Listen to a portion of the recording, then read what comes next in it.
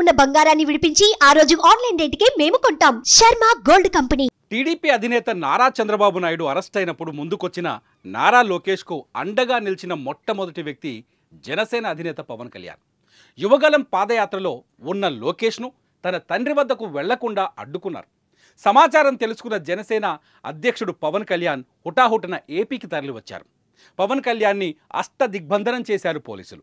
చంద్రబాబు అక్రమ అరెస్టుని ఖండిస్తూ నారా లోకేష్ న్యాయ పోరాటానికి తాను అండగా నిలుస్తున్నట్టు ప్రకటించారు పవన్. చంద్రబాబు జైలు నుంచి బయటకు వచ్చే వరకు మద్దతుగా నిలిచిన పవన్ కళ్యాణ్ తనకు దేవుడిచ్చిన అన్నయ్య అని నారా లోకేష్ ప్రస్తావించడం ఇక్కడ గమనార్హం.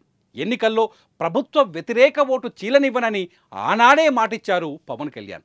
రాష్ట్ర దీర్ఘకాలిక ప్రయోజనాలు దృష్టిలో ఉంచుకొని బీజేపీతోనూ పొత్తు కుదిర్చారు.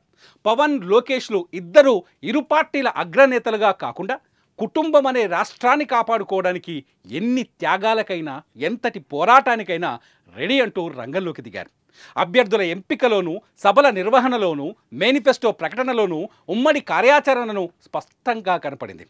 యువనేతల మధ్య సమన్వయం, పరస్పర గౌరవ భావం, సోదర బంధంతో ఎన్నికల్లో పోటీ చేసి విజయ తీరాలకు చేర్చారు. సుమన్ టీవీలో మీ పర్సనల్ అండ్ బిజినెస్ ప్రమోషన్స్ కోసం కింది నెంబర్కి కాంటాక్ట్ చేయండి.